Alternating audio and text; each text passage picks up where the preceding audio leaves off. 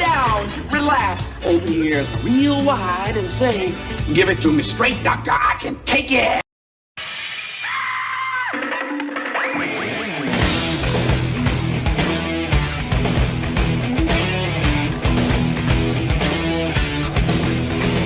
Kick the chocks out from under the wheels. Flaps up. No offense, Margaret. Contact. We're off. Brum, brum. Doctor, doctor, give me the news. I got a bad case of loving you. Oh, what heights will hit? On with the show, this is it.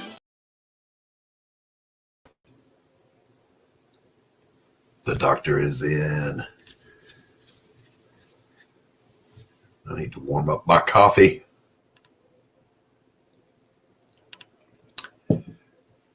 So when I set up the stream, I gave myself 10 minutes. But then I had to do some last minute editing backstage.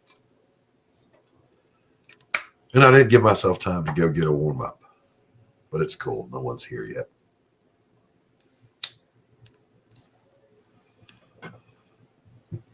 So like the title says, I like these calm little moments before the storm. I'm going to go warm up my coffee.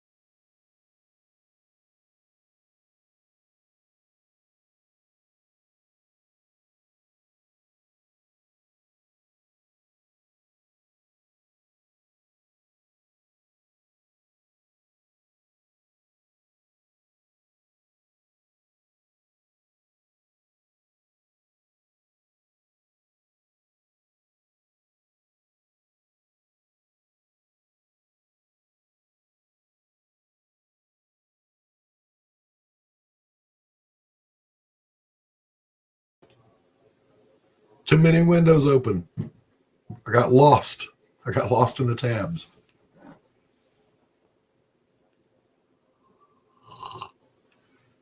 Oh my God, that's good. Ah, yes. Welcome, lurkers. I can hear you breathing. Drop me a hello. If you're watching and you haven't done so yet, you can sign up for A Damn Dirty Thing. The link is in the description. When you sign up, you'll get a discount code and an exclusive trading card from Tanner Hurley or by Tanner Hurley when you back A Damn Dirty Thing.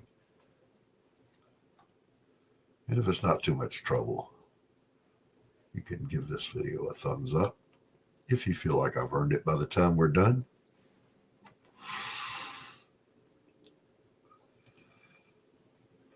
What's up, Sketchbook? How are you? Hope you had a very Merry Christmas.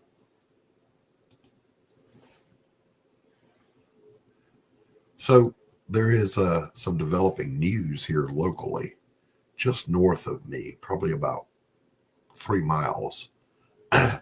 No, not yet. We're going to launch Sketch probably end of February or 1st of March to take advantage of tax refund season. The economy's so bad, we want people to have a little disposable income before we launch. And we debated hard about it. Did we want to go live with the campaign, on Black Friday or before the new year? But the answer was no. It's just it's the same as it was with Pariah last year. And we were looking at a lot of campaigns by even bigger creators that were struggling to hit their goals. So discretion is the better part of valor in that case. So look for it come into February, early March. So just up the road here, probably, 5 miles northwest of here, where I sit at this very moment, there's an active shooter situation going on. A man has barricaded himself in his home. He has shot and injured a Spalding County Sheriff's deputy who was life flighted out of there. And man, at last count, according to the local discussion page on Facebook, there are 54 police cars there from multiple jurisdictions. And they brought in one of those armed vehicles to go and take care of the situation. When they bring that thing in, they're coming right through the front wall of your house. Oh, we're doing good. We're good. So, I kind of had to go live, boys and girls, because if you get out of the habit of doing something, it's very easy to get into the habit of not doing it. And, we took the week off this week from doing the coffee shop, just to get away from the hustle and the bustle of it all and the routine of it all. But I'm like, no, I need to go live. I haven't done it on my own here just a little bit. So here we go. So yeah, as we speak, bad things are happening. What is this thing here? No, we don't want that.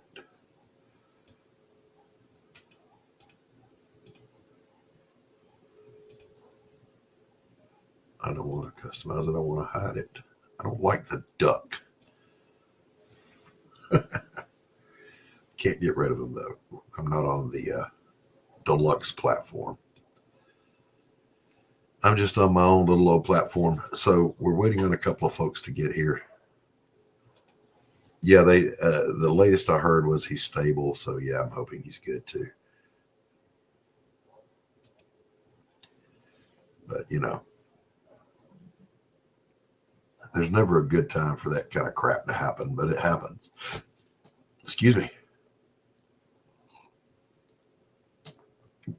So an update. Pariah Blood and Mud is fully fulfilled. I hope everyone that got it has had an opportunity to read it and enjoy it.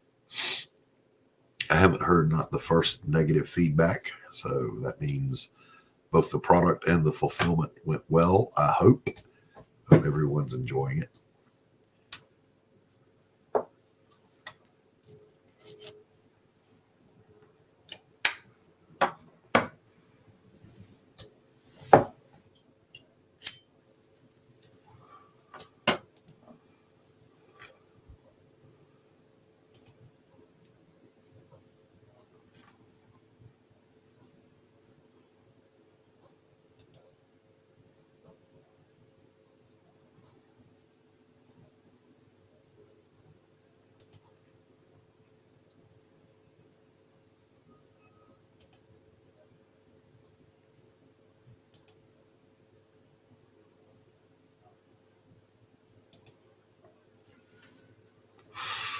Yeah, a lot of people get stressed out this time of year, big time.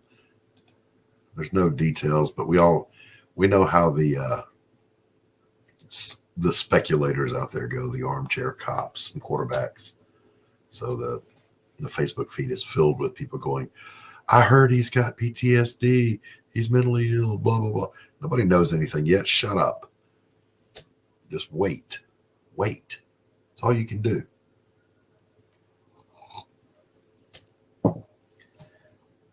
So the update is, got one more scene to write in the Damn Dirty Thing novella that we'll be releasing on the campaign. The page work is done, but, you know, per my normal modus operandi, there's 2 pages I want to go back and redraw. I'm not happy with them. I mean, if I can salvage a panel or 2, I will, because nobody likes to redraw the whole damn thing. The layout was fine. I just wasn't cool with the execution on a couple of panels. So we'll see. We'll see what we can save. In the meantime, let's do this.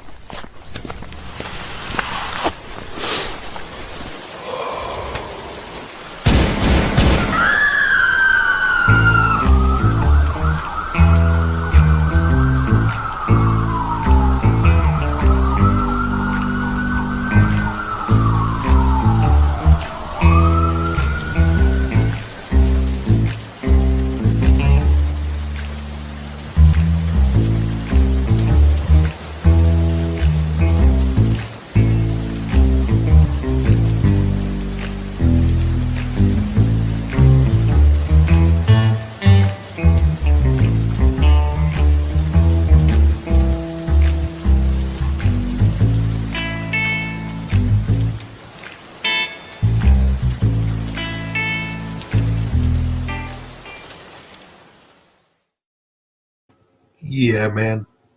Every time I see that trailer, I get excited for the book, and I'm the one making the damn thing. So, yeah, there's that. Why is my eye swollen? Ugh.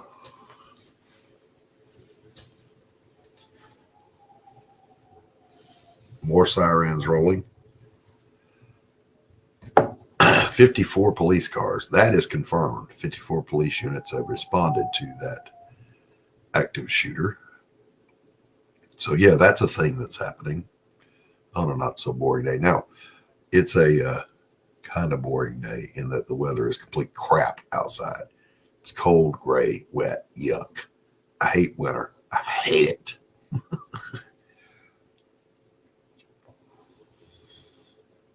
So I typically don't sound off on the current events going on in the independent comic book community, Comicsgate, Iron Age, doesn't matter what you call it. But I am going to chime in and just simply say this, that the little controversy with Artie Bear that came up. Artie Bear is, well, when I started the stream, he was live explaining his take on the thing. Since it's about him, he is the definitive authority on himself. So I was watching that, and here's to you, Artie Bear. Cheers. Don't let the haters do the hate, or let them hate, because it doesn't affect your pocketbook at all. Screw those guys. So if you want to check that out, you can go check out Artie Bear's channel. Good guy, you know, doesn't deserve the hate he gets just for being Comicsgate. Everything those guys say. Everything that guy just says is bullshit. Yeah. Haters hate because they can't do anything else. They're incapable of adding to society, so they just try to take away from society. Screw those guys. All right, I'm going to step away for just a second here.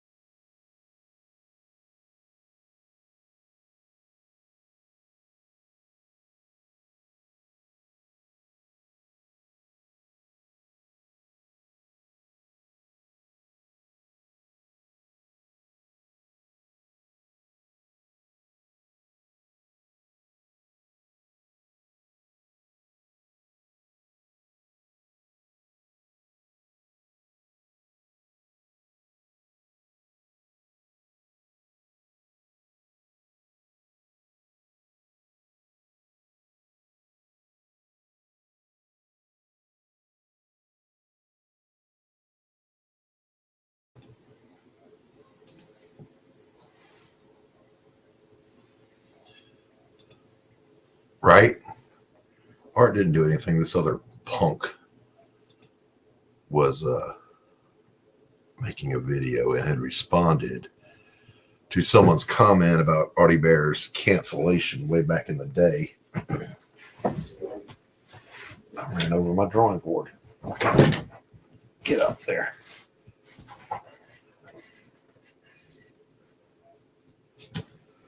And when someone pointed out in his chat, this other punk, oh, you know, Artie Bear is CG. Oh, well, then everything he said is probably a lie. Man, screw you.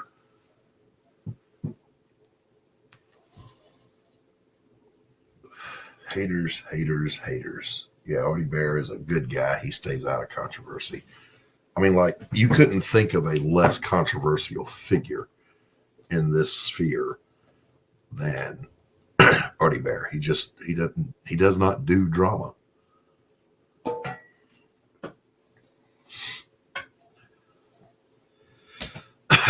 So, yeah, there's that.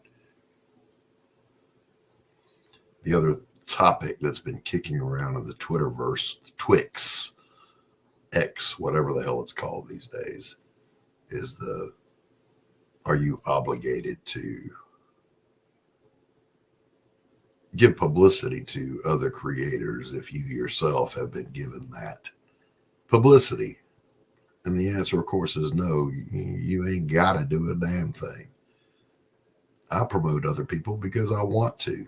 If I like what they're doing and I like who they are, I will promote them. But no one has a right to come on anyone's stream, no matter how big or small, to get their product out in front of people. That's bullshit. Wow, there goes another caravan of sirens. Now, locally, I can tell the difference. Those are ambulances. So, yeah, there's that. Can you guys hear that? You hear the sirens?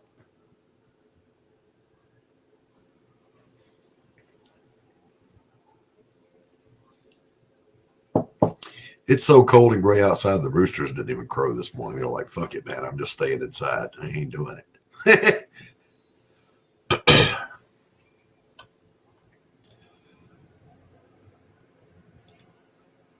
Let me see.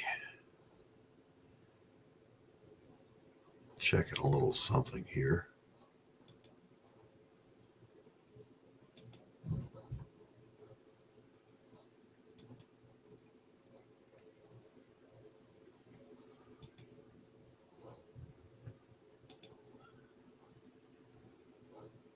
No, Art is no longer live. So he was live for a couple of hours.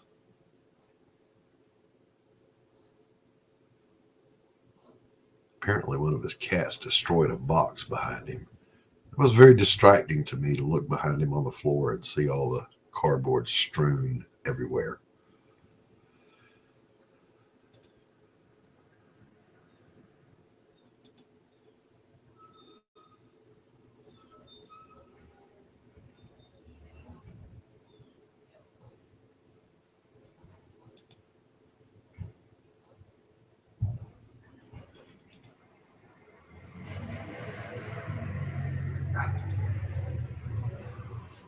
Go.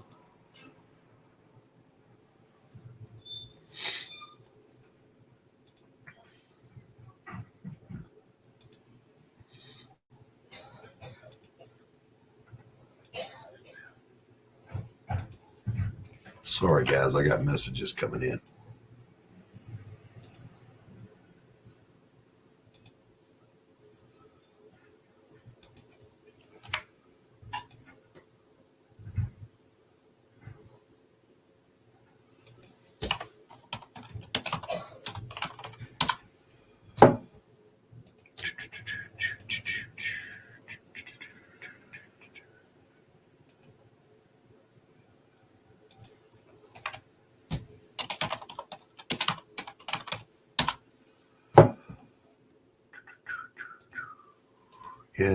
Yes, I hear you.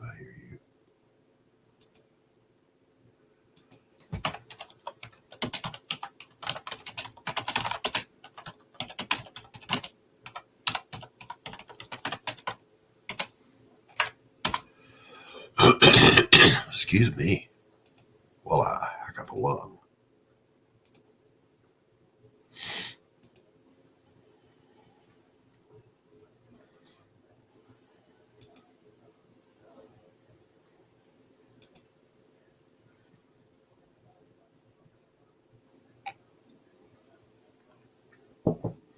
Exactly right. Exactly right. The missus is getting ready to head out and run a couple of errands, so you may hear her be bopping around in the background.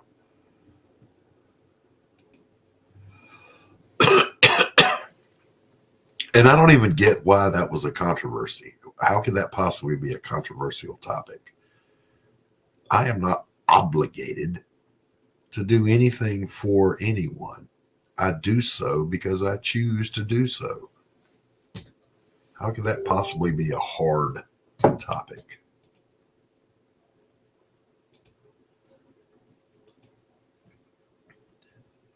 There's just some things that are baffling to me.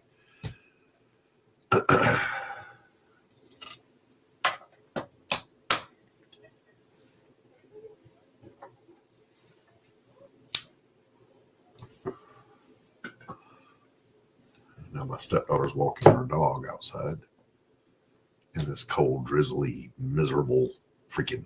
Ugh. Have I mentioned I hate winter? Because I do.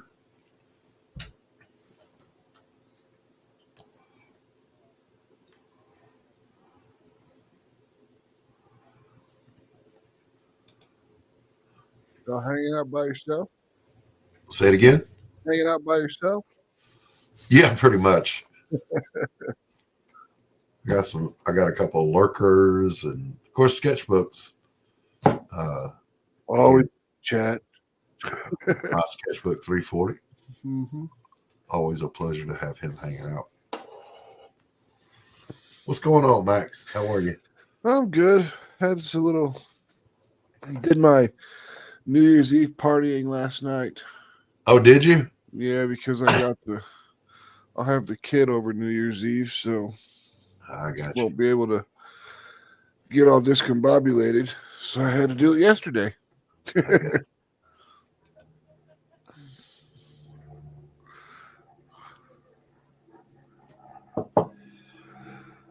Right. Yeah, and that's just a controversy I have not chimed in on and don't care to. EVS drives me nuts because he's like, "What's up, Sketchbook?" He's always like, "I'm here to help out the small creators," and I'm like, "Dude, you do nothing but shit on small creators all day long on Twitter." I mean, he does promote some. Yeah, but he promotes people that he likes and his buddies. Yeah, but he doesn't. How much did he promote Damn Dirty Thing, Doc? Well, absolutely none. Exactly. My take on it though is I just don't care. You know what I'm saying? Yeah, I mean, I don't care either. But the thing that gets me, the thing that I care about is when you say that you care about small creators and you're there to help them be successful, and then you shit on them. And not just don't give them any attention, but actually shit on them in Twitter, talking about how their book is trash and they're garbage and blah blah blah blah blah. And I'm like, you can't have it both ways, killer. I understand. If you want to be able to sit out there on Twitter and tell people they're trash, don't tell me that you're helping small creators. Just say that you're helping your buddies. Be honest with me. I don't care. Right. I help my buddies. Yes, I help my buddies, and you know what? I will. What's the word we use? Platform, publicize. Yeah. I'll shill for people I don't know if I like them or their project or both. Yeah, exactly. You know, I met two guys last night over on Rex's stream that were just super cool guys, and their project won't even come out until 2025. But I'm like, yeah, I'll bring you out on my show, absolutely. Hey, Tree Goblin. Hold on. Oh, got another guest here. What's up, Pops? I'm eating, so you don't get camera. Nobody wants to see that. Got his face in the trough confirmed. Doing all right today? You gonna be one of them waitresses that ask me questions with my mouth full, man? Yeah, can I get you anything else? You ain't gonna get no tip, bro. Can I get you anything else? That is a hell of a thing for you to say to me. That is one of my biggest things that I hate about going to a restaurant. When the waitress walks up, looks at everybody at the table, picks the person who just put a bite of food in their mouth, and asks them if everything's okay. I made there's a entire scene in A Damn Dirty Thing, the novella, where Jake Bishop goes into his favorite diner. And he's singing the praises of his waitress because she's a grumpy old bitch that brings him his coffee without asking, knows his order, brings it without asking, and then goes away and shuts the fuck up. He says if ever they give gold medals to waitresses, she would take first place. My tip starts, look, the tip starts at 20%. It can go up or it can go down based on the level of your service, right? You don't just get flat rate. You got to actually put in the work to get the extra. A good server knows when they are needed and when they are not. Yep. They walk up and they ask me if I need something else or how everything is, and I got a mouthful of food, and the first thing I do is 10%. Just cut in half, dude, right there. My favorite waiter would just look over the table and go, "You good?" And I give them a thumbs up, and they leave me the hell alone. I mean, bring out another friend. Roads? Where we're going, we don't need roads.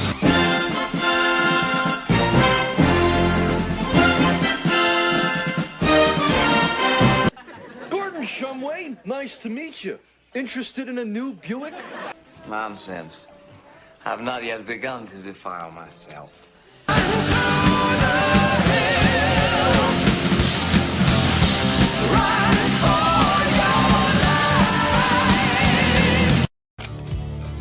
I'll make you famous. Hello, everybody. Hey, Tanner, what's up, What's buddy? going on? No, but if I go to the restaurants that I usually frequent often, the waitress usually just asks me if I want my usual. Yeah, that's okay, just in case, you know, I want something different. Because sometimes I do order different shit. It just depends on what day it is, what the special is. Yep. I just see servers all the time complaining about tips, and I'm just saying, if you walk up to me with a mouthful of food and you ask me a question, your tip just went down. It just went down. That's all. Tanner, what you got going on, brother? Pick nothing much. People who Kind of been doesn't have a chilling. mouthful of food. You know? So I said it to the chat a little while. We've got an active shooter situation about 5 miles up the road here. Really? A guy shot a deputy and barricaded himself. Damn. And, the sirens have been rolling nonstop. At last count, there were 54 cop units up there, multiple jurisdictions, and they brought in the light armored vehicle from the neighboring county. That's when they're going to come through the front wall. Here's the question. Yeah, here's the question. Where's the flashbang? Right. Just be done with it. You don't need 54 officers. Or just the CS gas through the window. Exactly. You don't need 54 people to handle this. I'm just saying. Who's protecting the bank? Who's protecting the bank while this is going on? Well, in fairness, we have well over enough units to still cover. This town is well policed. Hey, Shadowhawk. Hey, what's up, brother? And we actually have a kick-ass sheriff here. Somebody made one of those comments about they were going to do a naughty thing at a public school. And he said, look, if you want to sign your expiration date, you go right ahead, Scooter Poo. We will come see you. And then when the when the thing that shall not be named that caused the lockdowns was going on, his first announcement was, "We will enforce no unconstitutional law in this county." So there's gonna be none of that bullshit. None of it. None.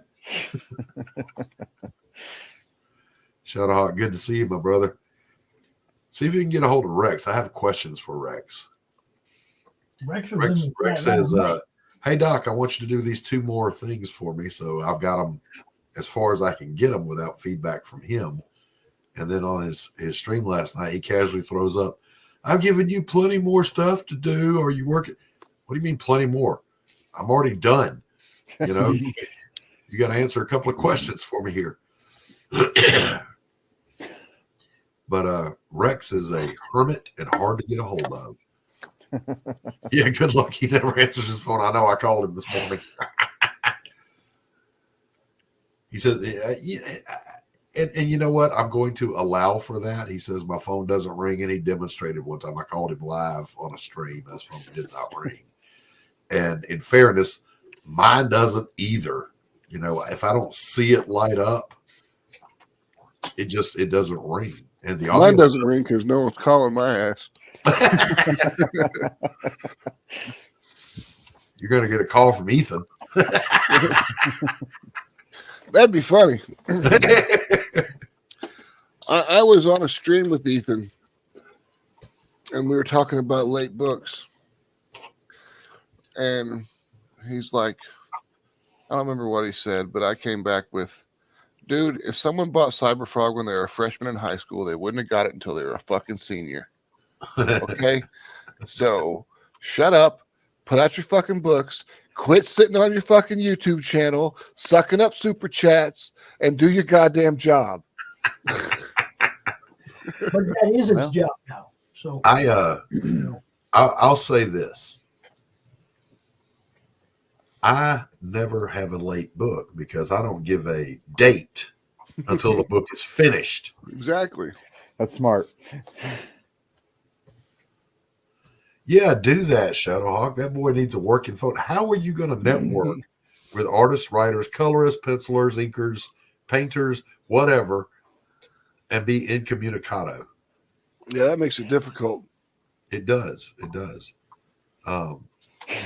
Nothing frustrates me more than when I'm in work mode and I need to talk to someone and they don't freaking respond. It drives me nuts. Oh, Sketchbook says he was in the chat on that stream.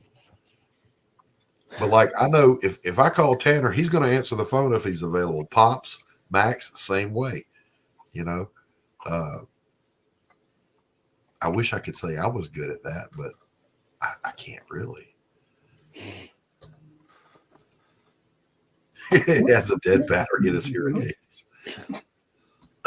So anyway, yeah, that's the breaking news here. Yeah, there was a shooting that happened like just a few blocks from my house at the Walmart. Somebody got shot in the parking lot. And that happened a couple weeks ago. Yeah. It's a, I don't know. I don't know what gets into people to do these things. Yeah, when I lived in Phoenix, somebody was getting shot every other day. Sometimes I knew them. I don't know what gets into people. I have been infuriated to the point of wanting to cross a line, but I've got the good sense not to cross the line. You know what I'm saying? Yeah, but you've got a lot of these younger people that are basically born on and raised on instant gratification. Yep. So they don't have that no secondary voice. They don't have that built-in no. Exactly. I'm in Kansas City.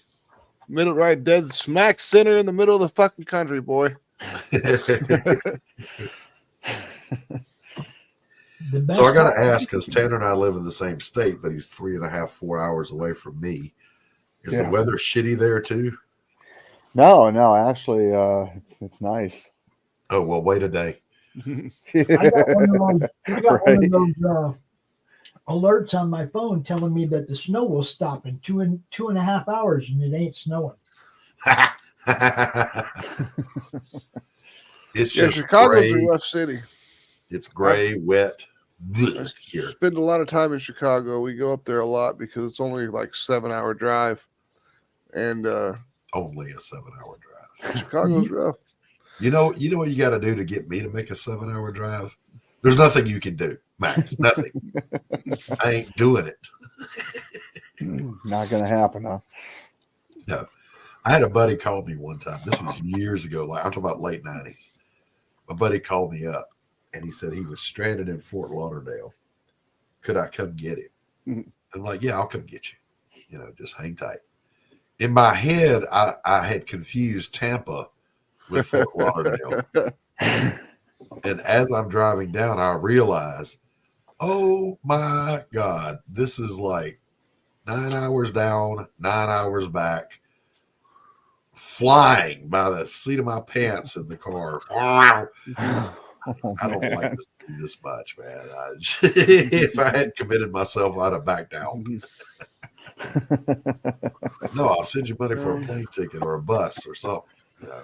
Right. I go to Chicago to meet and hang out with my buddies because I got some old Army buddies that live up there. That's cool. That's where he's from, and we go up there, hang out, and then Hart's got a house in Blue Island, so Yeah. we'll go hang out there sometimes, and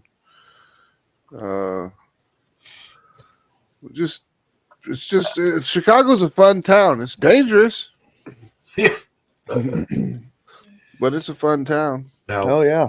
Now, Atlanta is neither fun nor safe, so I don't go there. Yeah. I remember last time I was in Atlanta seeing that highway, it's like fucking 16 lanes wide, and I'm just like, and it's still packed, and you're just like, Jesus Christ. Yeah. And then you fuck around and accidentally get off the interstate into the city. Yeah, you may as well be in Lebanon. That shit is not pleasant at all. My son. When I went to Atlanta, I usually stayed around Buckhead. That Buckhead's nice. That's an upscale community. It's where all my family members would live, or my wife's at the time, her dad lived in Buckhead. So every time I went to Atlanta, I stayed in Buckhead. Yeah, so he was rich. Yeah, he was the vice president of facilities for Sprint. See, there you go. Sounds You know, important. you don't live in Buckhead unless you're a VP or a P of something. Finity da Avenja. What's up? It's been a long time since I have felt comfortable enough to go to Atlanta. I went to one of my son's shows. He was playing at Midtown Park, and I went up to go see him, and it was all cool. There was even like a nice little park there. Mm-hmm. There's a nice neighborhood, but don't go a block away from there. Or you're going to get yanked. That's kind of like the only venue that I've been to two venues in Atlanta. One was the Dungeon, and one was the Dungeon at the Metroplex. Yeah, Metroplex basement. Yeah, and then they had what was the name of it? It was they got rid of it. It was in a church, and they had Heaven, Hell, and Purgatory. Yeah, that's the Metroplex. They just renamed it. Okay. Yeah. Yep. My son played in Purgatory. And that's at Highland Park. That's where I went to go see him. And it's not that big of a place. It was a church. For a long time. The Masquerade. That's what it was called. The called. Masquerade. That's the place. Yeah. And we used to go there and hang out. And all the bands like we'd go see, they played in heaven because it was always like the legit A-level bands. Yeah. And then the Hell was the dance floor stuff where they filled the whole thing with bubbles, soap bubbles, so you couldn't see. It's all industrial music and whatever. Purgatory is where the no-name bands go to play. Yeah, that's where my son played. But we used to hang out there all the time for the industrial stuff, all the goth shit. That was our scene. Yeah. So did you go to Junkman's Daughter then? Yes. Junkman's Daughter. Little 5 Points. Back when we went to Little 5 Points, It was in the last time I was in Little 5 Points, the hippies were losing it and the punkers were taking over. Yep. And it waves back and forth. The goth, the punks, the hippies. In the late 80s or early 80s, it was the metalheads had it. Yep. So it just, you know, you go, the last time I went, it was the hippies. All right. And I'm here to tell you, y'all, that's a nasty crowd of people. Patchouli everywhere. They are. It was an infestation. When the punkers and the goths kind of ran the place, it was just a bunch of leather shops and music stores. Yep. Yeah. It was the same way when it was metal. But Junkman's Daughter has always been Junkman's Daughter. Yeah, it's never changed. I don't know how that family, it's a family business, and they have stayed in business for decades by just not giving a shit who their clientele was. You know what I'm saying? Hey, whoever's hip now, we're going to sell to you. Yeah, that's exactly right. Exactly right. Tanner, what you working on? Currently working on a book called Bumbot that's going to be coming out next year. About a robot with that ass? No, it's actually going to be all ages.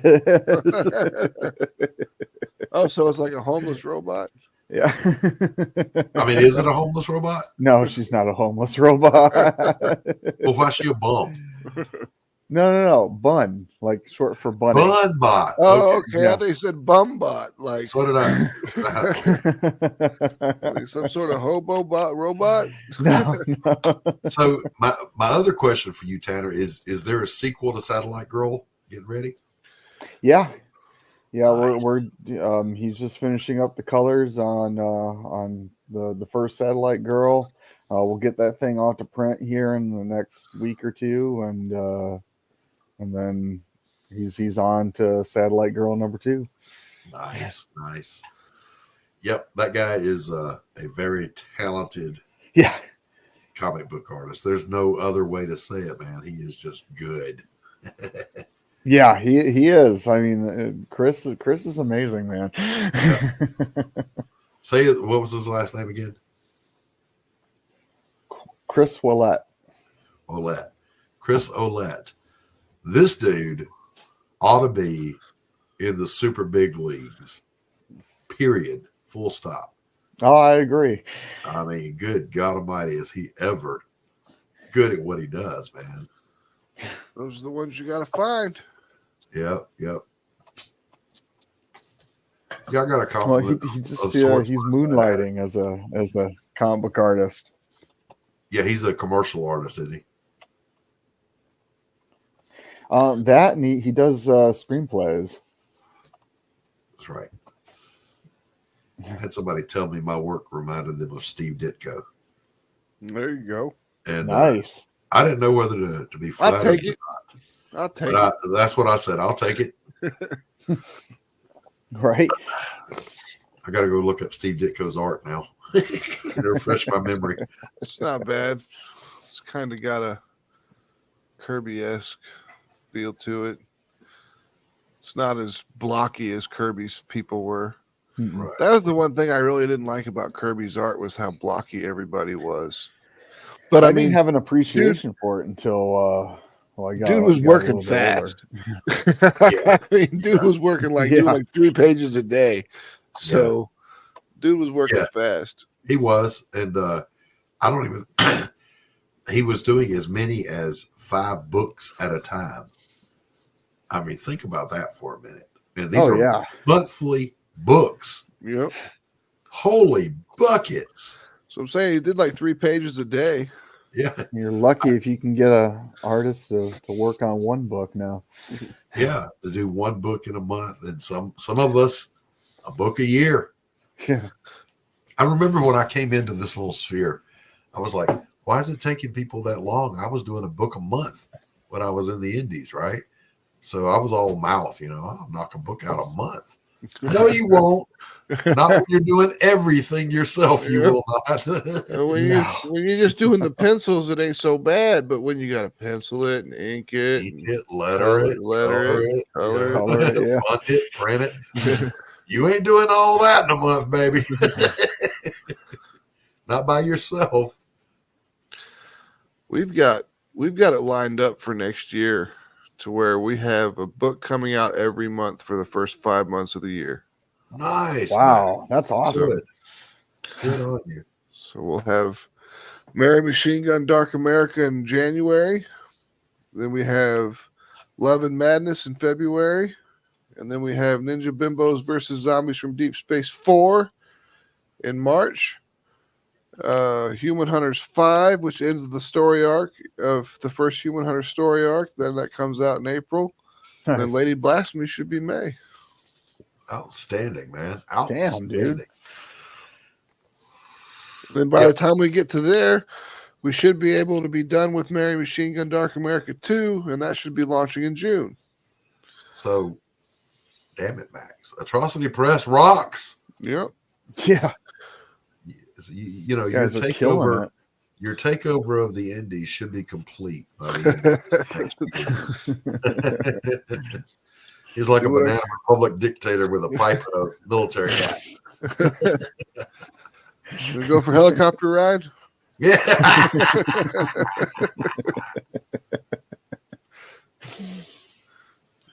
And Thanks, you know, Shadow.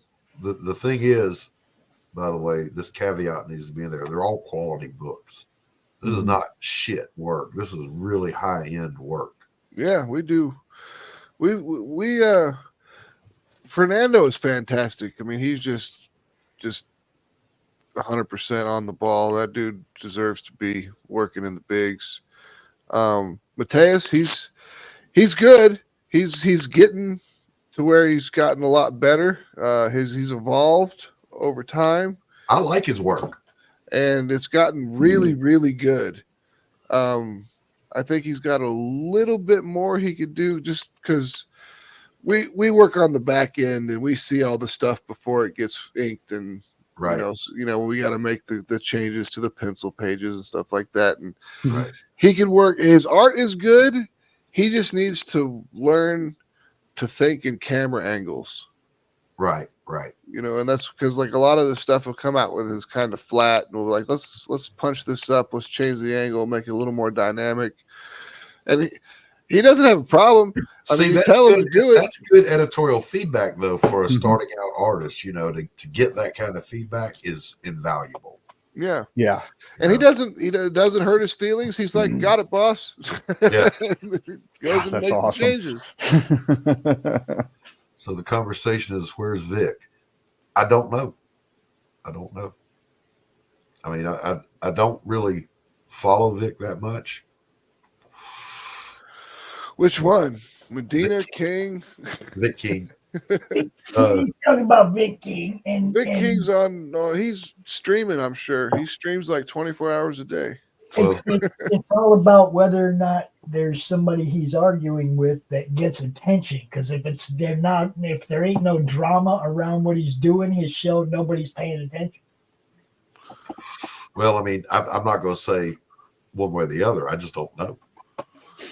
I got no insight. The only time I see his name is when there's drama around him or his channel. That's what I'm saying. He went to war with Risey on Christmas Day. See? Point made right there. Well, I do not endorse personality attacks. Not endorse going to war with people on Christmas. I don't do any of that. Look, I will attack bad ideas, but I don't attack people. Yeah, it's just my policy. I don't do it. I mean, I've stomped 2 people in this community, and when I say stomped, I mean stomped. Never heard from them again. Because they came at me hard, and that's the only time I'll do it. Yeah, you come at me. You better bring some crutches because you're hobbling back. You come at me with some bullshit, I'm going to come back at you twice as hard as you came at me. Just because it's almost like verbal violence of action. Yes. You Yes. know? Well, I mean, you know, Nobody's victim. Look, I'm nobody's victim. If you're out there trying to attack me, my friends, my fucking network, I'm probably going to have something to say. I'm nobody's victim. I've always been of the response that I learned when I was on a ship in the Mediterranean when Little John boat from the Iranian Navy came by spraying Uzis at a warship. And the response was the big guns firing and turning that thing into splinters and red mist.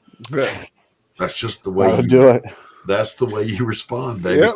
I'll be right back, guys. I got to grab some more coffee. Violence One of my solves friends- everything. Somebody goes at one of my friends stupid, especially for something they don't have anything to do with, like that dude that went at UMax and we had to leave behind. I just leave him behind. I don't go out and tell everybody about it. I don't go out and fucking- we left him behind. That's the penalty. That's the penalty. There doesn't have to be any extra drama around it. Dude acted a fool, got left behind. Period. That simple. I'm gonna have to go out there and fucking black flag him on top of it and tell other people, look, if somebody asks me personally, why don't you fuck with dude, I will tell you why I don't fuck with dude. I will never tell you not to fuck with dude. Yep. That's up to you to make that decision. You know? I gotta agree with True Goblin. The internet is not worth it. I just tell people, I'm like, look, here's my experience with said individual. Your mileage may vary. Yeah. I'm not saying that's what's gonna happen to you. That's why I don't fuck with dude. You know? I mean, I know a lot of people that hate certain individuals. I know a lot of people that hate other individuals. I know those individuals there that hate other individuals. And it's just kind of like, I don't have time to hate people. There's only like maybe 2 people in this whole entire industry that I hate.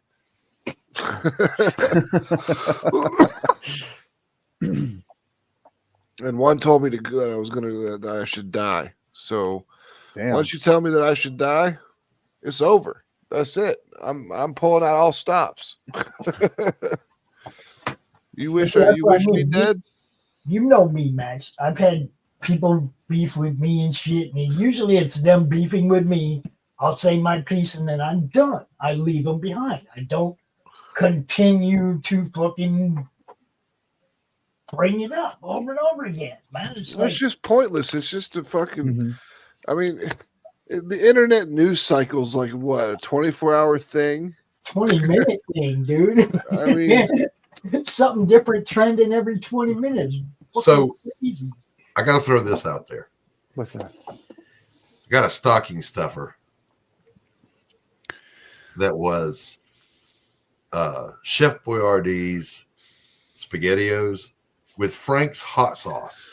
Oh, oh! My wife thought it was a good cute novelty gift. That it was good as fuck. No, it was disgusting. Oh, was it was nasty beyond words. Oh, that's tragic. Well, Frank's hot sauce usually makes pretty much anything good, but Right. I don't like SpaghettiOs to begin with because I'm not a big tomato soup fan. Right. And SpaghettiOs is just tomato soup with some rings in it. Yeah. It's not I really don't my mind thing. SpaghettiOs or ravioli out of a can. You know, in a pinch, you're hungry, crack open a can of something, nuke it, you're good. I used to eat those in the army. The Jimmy Dean's, the little thing that came with like the little 6-ounce can of raviolis or whatever. You just eat them cold. Yeah. Nope, didn't have to. Put it on the back deck of the tank. 2 minutes, you're good. It was potted meat, Vienna sausage, beanie weenie, ravioli, anything you could yank the top off of. Yep. And eat it out of the can. You know, that was just, you know, you got your MRE and you get the shit one and it's like, fuck.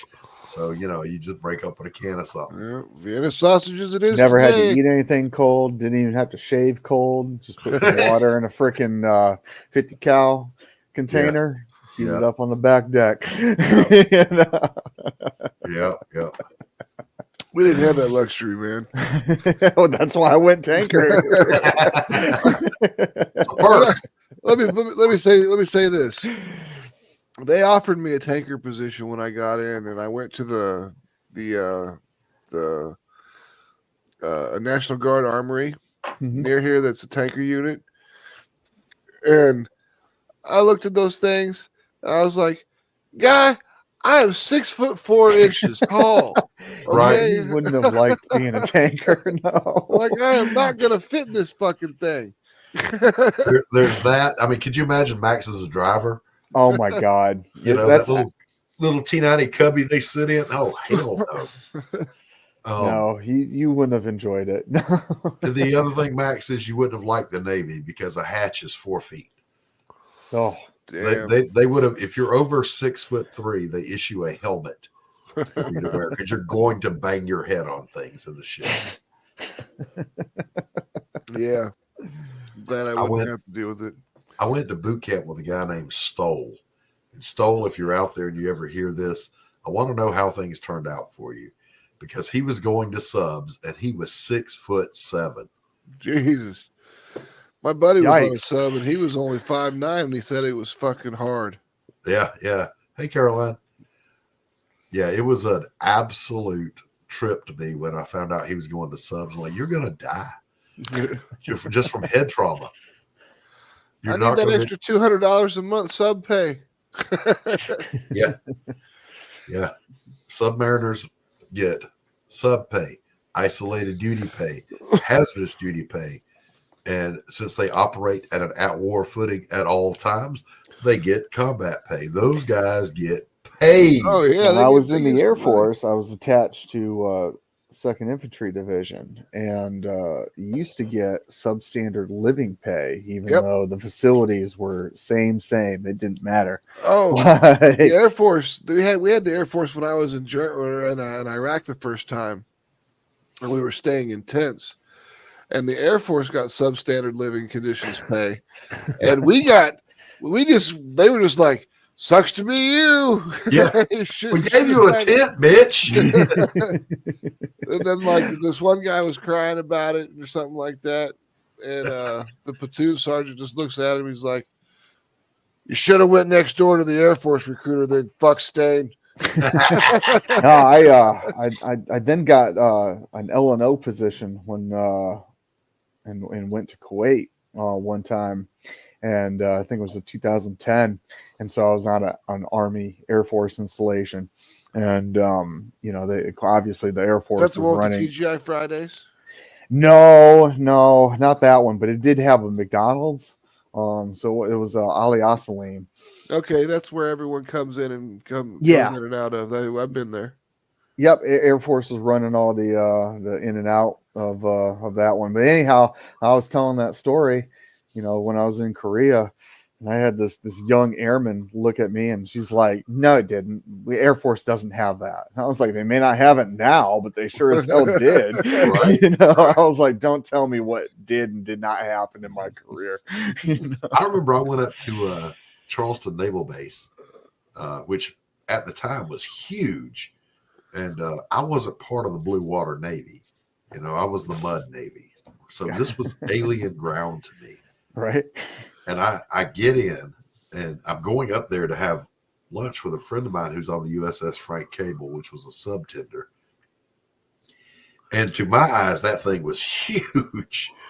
But anyway, when I got on there was this one row that looked like a downtown Main Street, man, except it was like McDonald's, Burger King, Baskin Robbins. I'm like, we don't have shit like that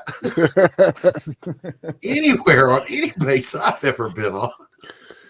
Yeah, I remember going to Bagram. Oh man. And I was like, hey, there's a Pizza Hut and a PX. What the fuck is this bullshit? We don't have anything. We got MREs and blown up fucking buildings that we had to use class 4 to fucking put.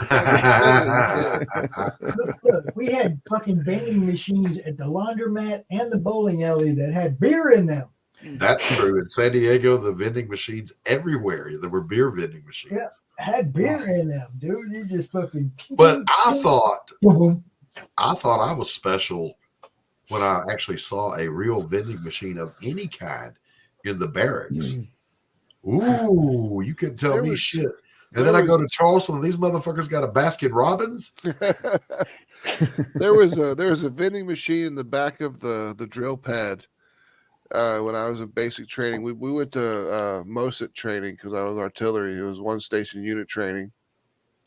So you were in basic training, and then you just went straight into AIT. There was no break. You know, you didn't get like your week off or 2 weeks off, and then you went to AIT somewhere else. It was all trained right there at Fort Sill. And when we graduated basic training, we were in formation, and Drill Sergeant Horton, dude had arms were like 66 inches around each of them. I mean, dude was he had to get like special made BDUs just so they'd fucking fit him and all this shit. And he's standing up there in front of the formation. He's like, all right, privates, you are now graduates of basic training. Welcome to AIT. You will notice there's a vending machine in the back of the drill pad. You will not fucking touch this vending machine. Were you field artillery? Yes, I was. Okay. What MLS? 13 Bravo. Okay. then I reclassed to 11 Bravo when I re-upped. Oh, damn. What made you want to do that? When we went to Iraq, we were reclassed as a Rev and X-ray, and we're basically just doing infantry. We were doing mounted infantry when I was deployed. Gotcha. And I'm like, you know what? If you're going to make me do the infantry's job, I want to train with the infantry. Right. I don't want to argue with that. I don't want to show up at NTC and then they're like, oh, by the way, you're infantry now. Man, that reminds me of a time we were doing shoot house training with the infantry. And our sergeant major was Ranger Special Forces, whole 9 yards, right? He was the second highest decorated man in the Army at the time, I remember.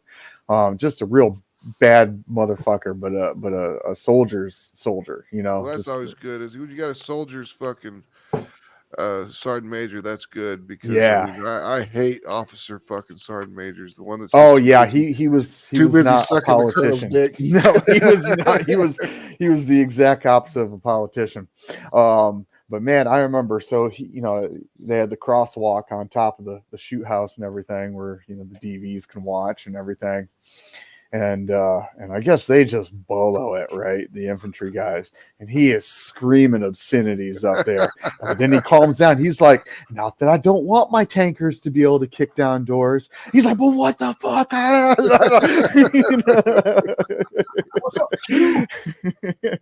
We were doing shoot house training once, and this dude, they're doing this live ammo, right?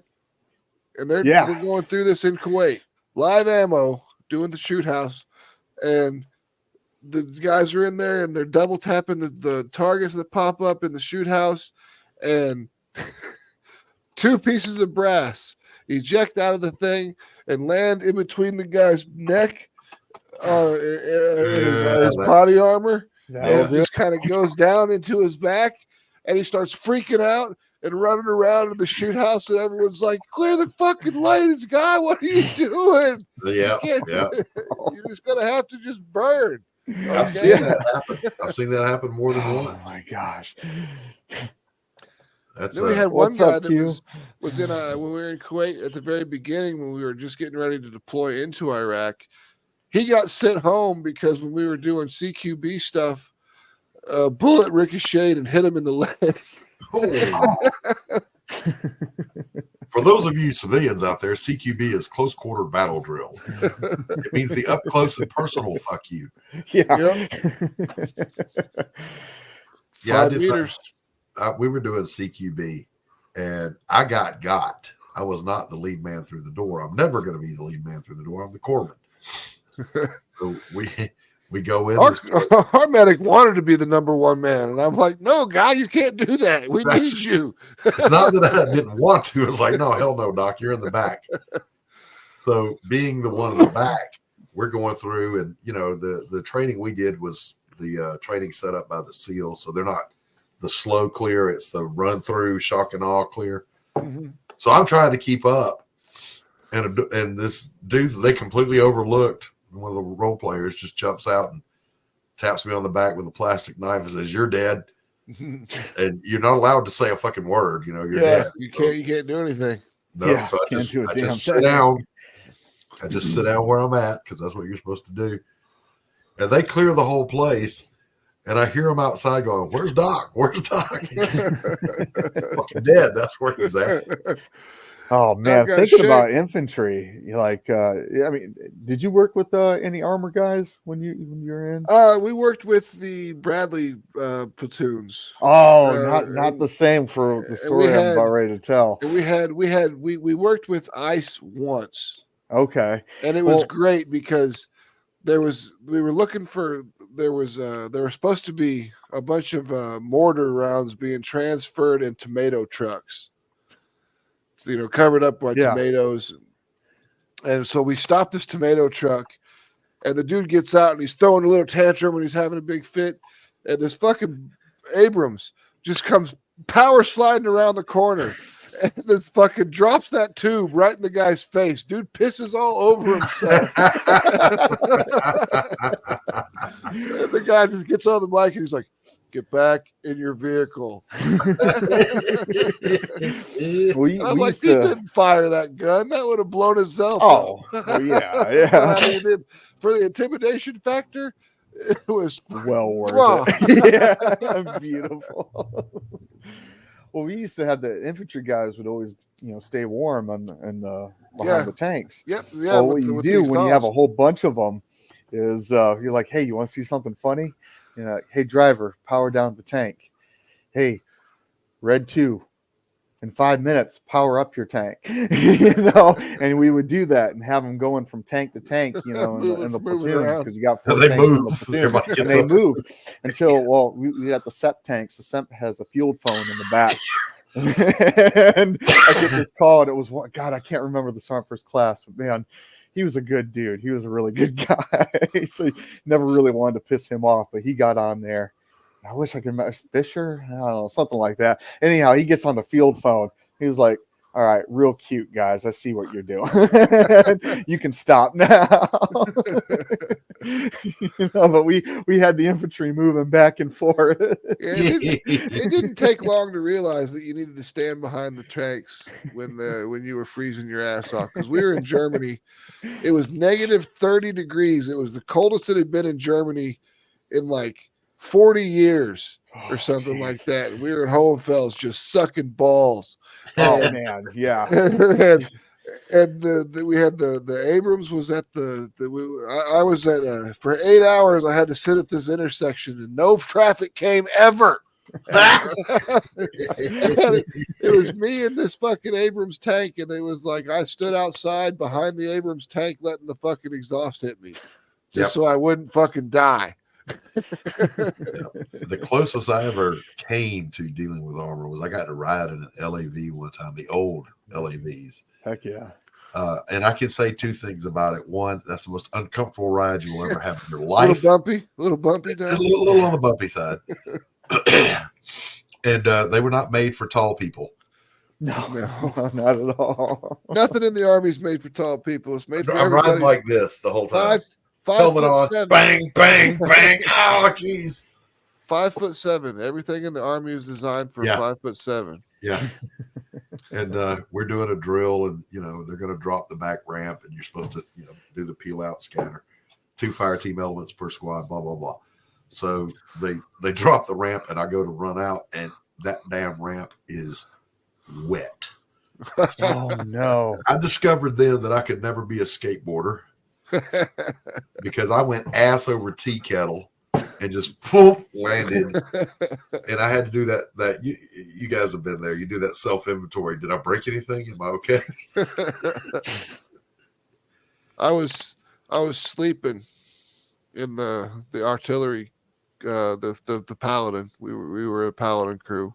Oh, okay. And I was sleeping in the Paladin, and it's like 3 o'clock in the morning, and they're just like, they don't think fire mission, and everyone's like fire mission, and I sit up, and I just bash my face directly on the breech. And well, Max, you do that a lot, okay? Yeah, I mean, damn near knocked myself out, and I was. Can a Paladin direct fire? Yes. So, and you know how you do it? You lay your tube down and you just look through the fucking tube until you find what you want to fucking shoot at. Yep, bore sight verified. so my question is this: I've seen paladins, but never up close. Could a paladin defeat a tank in direct fire? In direct fire, no, I don't think so, because the paladin would take too long to fire. The tank would, I mean, and no, I mean if it gets the shot off, can it defeat a T-55? A T-55 or something like that? Yeah. But I'm talking about, if you're talking an Abrams tank, no. No, not an Abrams. They would never shoot at an Abrams. No, but I'm saying we do. You know, when we play war games. Yeah. Yeah. But I mean, yeah, we play war games. The only thing that you would do when you were doing that is, I mean, basically, if your artillery piece, when the tank got hit by the artillery piece, it was a mobility kill. Yep. Because those 155s are going to fuck up those treads. Well, I would think a 155 could punch through a T-72 direct fire. Oh yeah, I mean, an old Russian tank, it'll fuck them up. I mean, for sure. But you gotta be real close. I mean, you gotta be able to see that shit. I always wondered that because I saw the Paladins when they were deploying those back in the day, and I was like, "Damn, man, that thing's got a 155 on it. It's armored.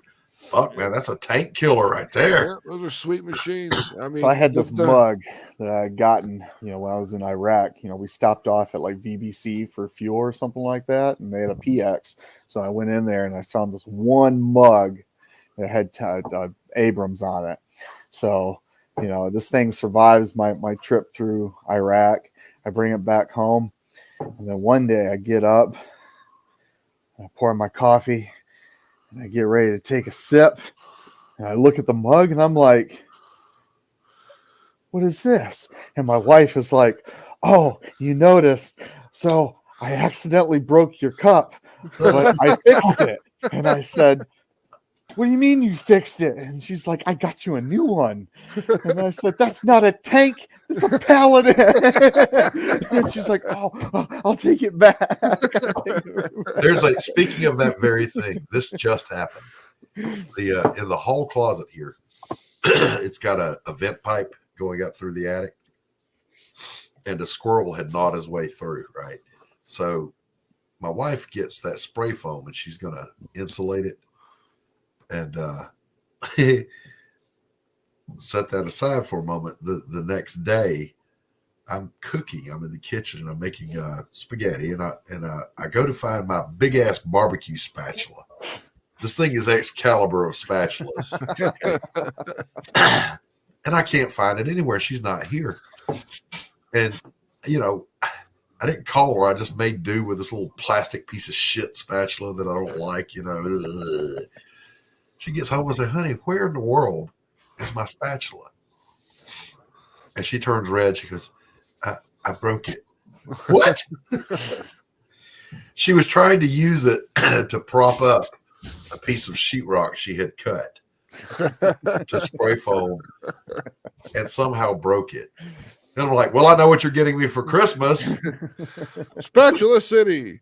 She said, where did you get that one? Home Depot. They don't sell these at the grocery store. Okay, you gotta go to Home Depot. That's heavy duty. Yeah.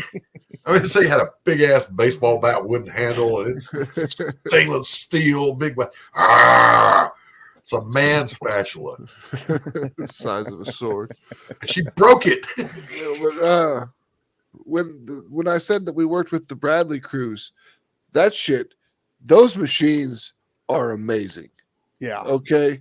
When we were sitting there and there was these terrorist crews from Iran were putting bombs on bridges.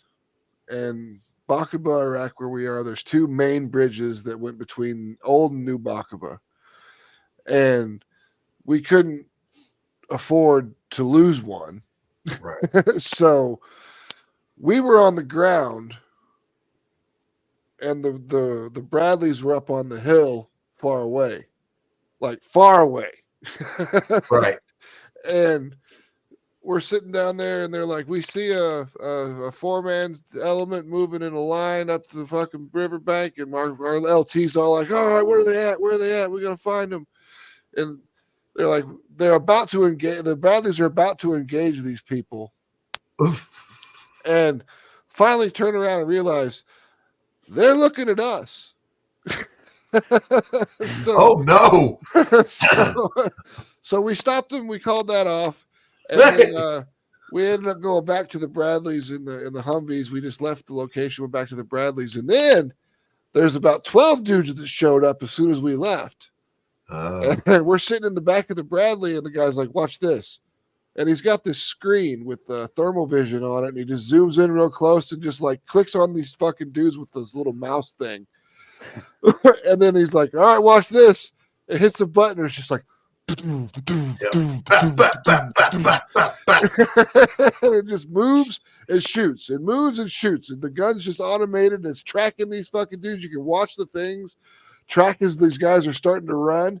And then you just see it's thermal. So all you see is just like a spray. As long as you have the coordinates for like the tank, we got a thing called, and it's on the new SEPs.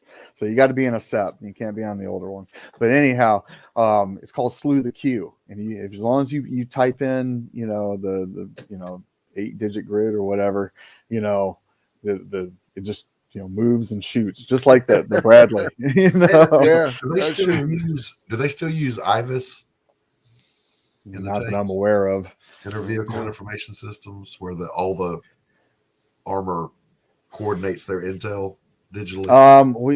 What did they call it? They changed it to something because it used to be Blue Force Tracker. Yeah, that's what I said. We had Blue Force trackers when I was in Iraq. It's very, very similar to Mavis. More like an upgraded Mavis system. And then they just recently, within the last few years, changed Blue Force Tracker to something new. I can't remember what it's called. Thank God, because Blue Force Tracker was fucking trash. Oh God, it was terrible. I mean, the one thing I did figure out how to do though, because it was a Linux system. Like my lieutenant fucking loved me because I got instant messenger on there for him. And he would just sit he would sit in the truck when we went out, and he would just be like, instant messaging people. I'm just like, come on, man, we got work to do. You're the lieutenant, because I was the designated marksman for the platoon, so the lieutenant made me follow him around everywhere I went. So it was interesting getting to listen to all these conversations that the lieutenant had with all these people, and I'm sitting there like, he's lying to you, right? like, oh yeah, you can't trust these people. I mean, I'm like, why do we come out here and talk to him? He's like, just to show our face and show a force, because I mean, everything they say is bullshit. That's all it is. Yeah, show the flag. That's all it is. Yeah, dog and pony show. I remember though when I learned about IVIS, and for me in the Mud Navy, it's just read about it in Navy Times. I'm never going to see. We suck hind tit on all equipment. Okay. And the second part did come on. And I'm like, ooh. But I remember looking at it and thinking, how can anybody hope to oppose us when we have this kind of technology? Every vehicle, every chopper, every infantryman can share their data and plot it on a map with accurate coordinates and GPS. You're going to die. Well, it's kind of like that, Sylvester Stallone Judge Dredd movie. Yeah. Yours, if you can get it to work. Yeah, if you can get it to work, right? Yeah, I mean, because you'd be running those Blue Force trackers, and you'd be out there, and you'd lose like, oh my God, 6 satellites, and you'd be like, we've got 2 GPS satellites, sir. And he's like, well, we need 3 to get accurate data. I was like, I know. Yeah. There's only 2. That's why I'm telling you we've got 2. There's only 2. I know how the system works, guy. I went to the stupid commo class. Right. You know what, though? Every time you get veterans together, this is what happens. This is what happens. Yeah. This is what happens. So this one time, there's always the sea story. Always. We did have Abrams tank shoot through a building. They just decided that there was these guys that had holed up inside of this building, and they were just like, well, we're just going to shoot this fucking Sabo round through this fucking building and just liquefy everyone inside of it. And after it was all said and done, you go up to the front of the building and the hole's like this big. Right. And then you go into the back, like through that wall, you go into the room and look at the back of the wall, and the hole's this big. Then you go to the back of the house, and the hole's like big enough to walk through. And you're just like, Jesus God, no wonder these things are. I always wanted to. I always wanted to get on a Bradley and use the M19. Oh man, a machine gun that shoots grenades? Are you fucking Mark shitting 19? me? It's for the Mark 19 is awesome. We had those. We had Mark 19s because we were artillery, so we got to put our Mark 19s on our. Wait for it. Now, I will tell you, maintenance on a Mark 19 is some of the shittiest stuff you will ever have to do, because if you even nick that blade, it's the whole fucking weapon system. I didn't want to service the thing. I just wanted to shoot it one good time. Because I mean, if you nick that blade, and it's just the whole weapon system is useless after that. It's just done. Yeah. There's no fixing it. There's no nothing. You got to just get a new one. But here's what goes through my mind, because this is just the way I'm wired. You look at this thing and you go, what sick son of a bitch went? You know what would be cool? A machine gun that shoots grenades. It was an artilleryman. Like, you know it was an artilleryman. Like the A-10, they created the gun and then said, "What now? What can we do? We need to give it wings. We'll build a plane around it." Yeah, exactly.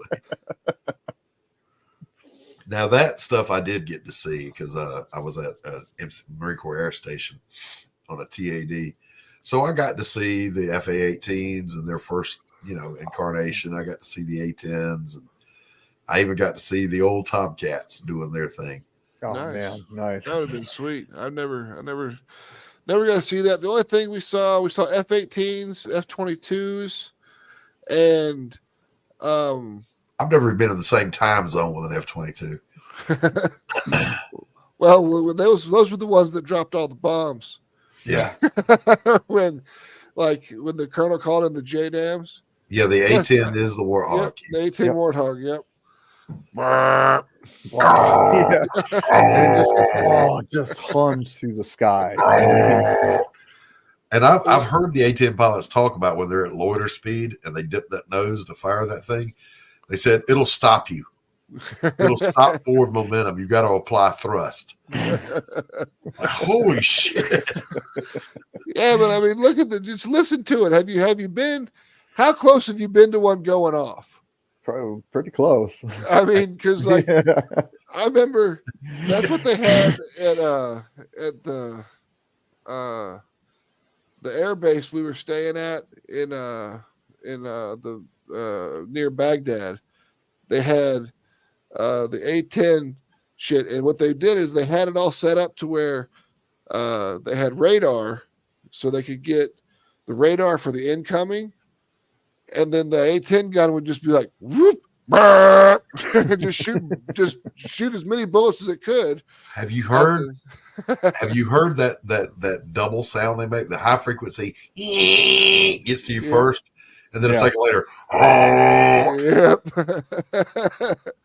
And I remember when we were sleeping in the tent, and that shit goes off, and everybody just rolls off the top bunk as fast as they can and hits the ground, and they're just like, "What the fuck was that?" Like, I have no idea. And everyone's like, "Go outside and check it out, Uzinski." And I'm like, I'm not going out there. That shit is out there.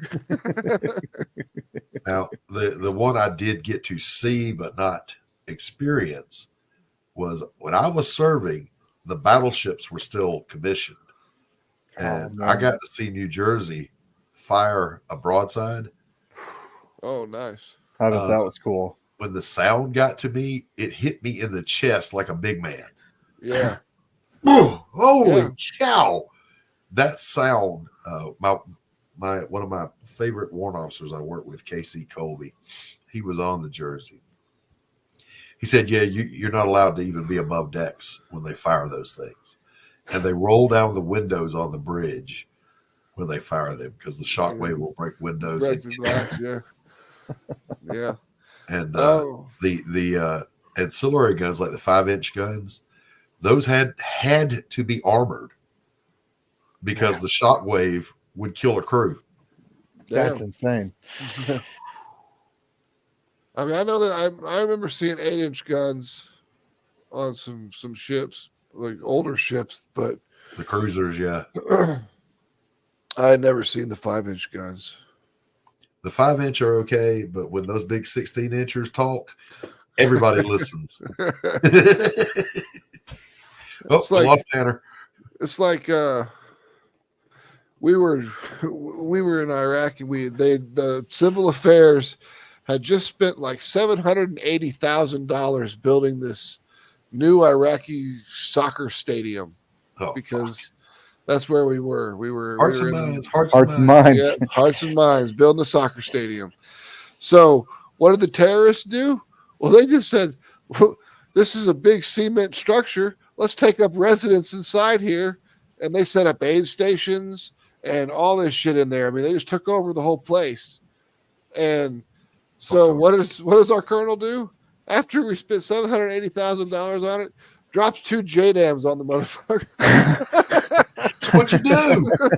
Blows it up, blows it all into fucking smithereens. We were danger close when those things hit. Knock this the fuck down. Yeah, no shit. No shit. I mean, 500-pound bomb. Boom! You ever see the JSOWs?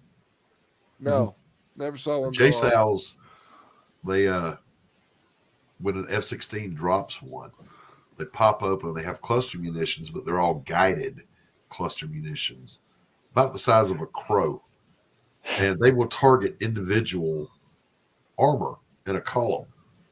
Nice. Yeah, all you got to do when one of those deploys is basically just send in the chaplains and the body bags. Yeah, we never had anything that cool. The JDAM was the biggest thing that I've ever seen be dropped. That's the biggest explosion I've ever seen was the JDAM. And I wanted to see the Moab when they dropped it. Yeah, that would have been sweet. That would have been awesome to see. But I promise you, you wouldn't have wanted to be in the same time zone with that thing when it went off. No fuel air bomb, just rip your lungs out. Everybody says, you learn physics, shock waves, sound waves, blah, blah. Until something big like a 16-inch gun or a Moab or something goes off near you and you experience it, you don't really have an appreciation for that particular part of physics. No. Right. I mean, that's the thing. I remember what really got me when I first started seeing explosions was just kind of seeing that explosions they're not the big fireball or any of that shit. It's just, all it is, it's just poof. Black and dirt. Yeah, it's just poof, and then it's just done. Yeah. The grenade range on Parris Island. The first time I went to go cover that training evolution, I'm up in the control tower and I see my first grenade go off. I've thrown grenades, but you don't watch your grenade go off. Yeah, you just chuck it and it goes down range. Chuck it and dunk. Well, when I got to see one, I was so disappointed. It was like a spray of dirt. Poof. But then some limp arm recruit threw one, and it peppered our bulletproof glass.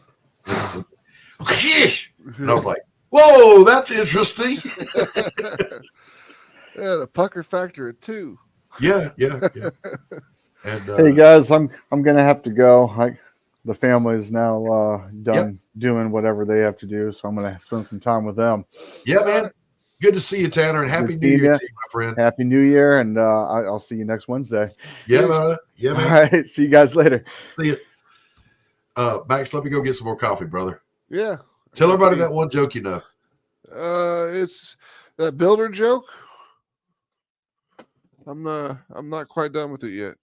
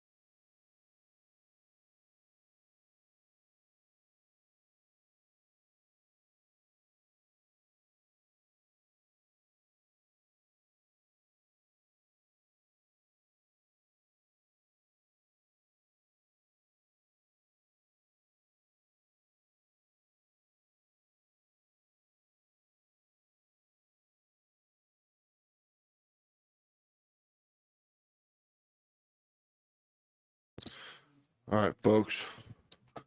I've returned. Cut myself shaving today. Was in too big of a hurry. That's what happens. Take your time, fellas.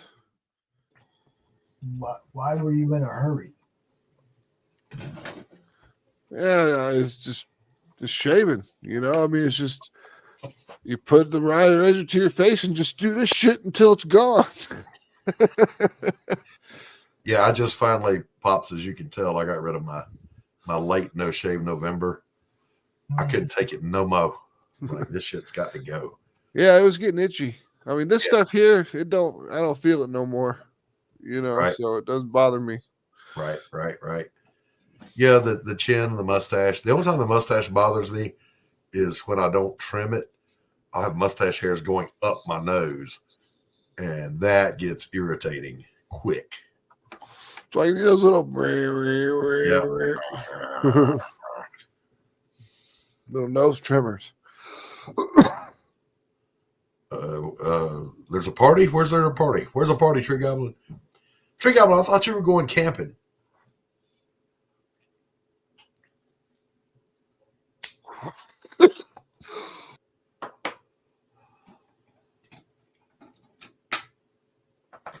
Max took a hot rip and is currently dying for your entertainment. I also am going to have to check out dudes. I got shows to set up, stuff to do. Yeah, I'm going to wrap this one up here in just a minute. I got one more said, story. What I said when I came out was, I had to stream, because if you get in the habit of not doing something, you'll not do that thing. So I'm like, let me go live. Well, I mean, I'm very much in the habit of doing it. I do know we could have spent this 2 hours playing Champions, though. I'm just going to throw that out there. I didn't feel like I needed to stream. It takes 17 days to create a habit and 3 days to create a bad habit or something like that. Yeah. It's the negative is always stronger. So that's why I said I need to just go live. But here's my final war story for the day. All right, here we go. War stories. We were doing fixed site security. We're on the rooftop in the fighting position. Everything's good to go. I'm sitting there with my battle buddy, Grant, who I've known since basic training. And we're sitting in this fighting position. And we start getting aggressed. And you can just see the tracers coming at you. And my buddy Grant's like, "Do you see that, man?" And I'm like, "Yeah." And he's like, "Are they shooting at us?" And I'm like, "Yeah, dude, get the fuck down." He's just sitting there. And I'm like laying down by the sandbags and everything. I'm like, "Get down." He's like, "Today is not the best day that I shouldn't have took the fucking ecstasy pills." Oh my God. Oh my God. And we're sitting there and I'm firing the 240 Bravo back at these guys, and he's just sitting there screaming, "We love you. Stop trying to shoot at us." Oh, sweet Lord, have mercy. I'm just like, this shit ain't working, man. And he was all just rolling his ass off on ecstasy pills. And we're in the middle of a firefight. And he won't shoot. Oh, my Lord. Oh, Lord. And I'm just Look, like, Yeah, we were part of the extreme zero tolerance. And I had a gunny that Staff Sergeant House. Staff Sergeant House told a story. They were in Vietnam, because that's who our NCOs were, Vietnam guys. Yeah. And they caught a guy over in smoking weed. And his exact words were, "Yeah, when the 4 guys pulled me off of him, there wasn't a whole lot left that wasn't red and moist." He had beat dude nearly to death. and didn't get in any trouble. They just, but that was force recon. So Yeah. They were forward deployed and not a good place to not be 100%. Yeah, you definitely don't want to be fucked up. I No. mean, when I was deployed, I smoked hash twice. And I drank some really shitty Iranian whiskey in chai tea. A few times. I showed up to an evolution hungover, and thank God I didn't get in trouble because it was a way out in the boondocks evolution and there was nobody there to see it. But I was an absolute useless train wreck. So I vowed never again. I'm not going to drink past 9 o'clock at night on Liberty because, particularly the commands I was at, they were all combat commands. Yeah. You get can't, called up quick. Yeah, you can't do it. You cannot, because one, you're going to get somebody killed if you show up and you're not 100%, particularly my job. Yeah. But number two, this was the zero tolerance Navy. Your ass would have been in the brig. And I wasn't trying to the brig. In the Army, if you got caught, if you pissed hot, it depended on what you were. If you were E4, welcome back to E1, buddy. Yeah. When I was serving, it was a same day dishonorable discharge. Like, get your shit and go. Wow. Your ass was gone. That's crazy because, we would have loved that if they still had that shit because we had so many fucking dirt bags that we just wanted to get rid of. Yeah. But you couldn't. Yeah. Because it was the kindler, gentler Army. Yeah.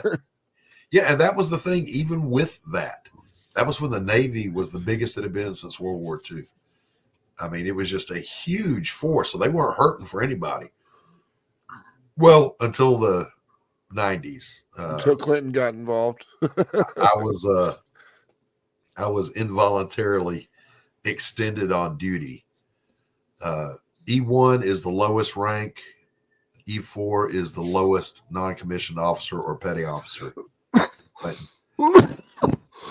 stands for enlisted grade 1, enlisted grade 2, 3, 4, all the way up to 9. Yep. Once you hit 5, you're a non-commissioned officer. Once you hit 7, you At have 4 for us, you're an NCO.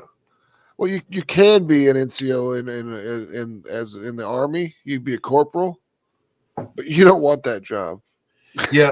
No, corporals were technically NCOs in the Marine Corps, but in the Navy, E1, E2, E3 are called non-rates. E4, E5, E6 are petty officers. 7, 8, and 9 are chiefs, senior chief, master chief. So they're the chiefs. Yeah. So, I got R2D2 gutted, wanted to see 3PO. What are we doing for New Year's? I'm going to do the same thing I've done for the last 10 years. Absolutely nothing. Do you guys in the Navy? You just took tests to go from rank to rank, right to rank. You had to go do so much time, and then you had to take a written test. Correct. However, you were competing against everybody in the Navy in your rating at your rank. So you would get a lot of P&As, pass but not advance. Yeah. The highest rank enlisted is E9.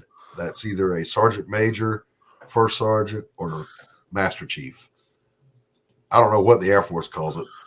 Air Force E4's got stripes from here to here. I know. They got like a whole fucking armful of shit, and you're like, what the hell? What are you?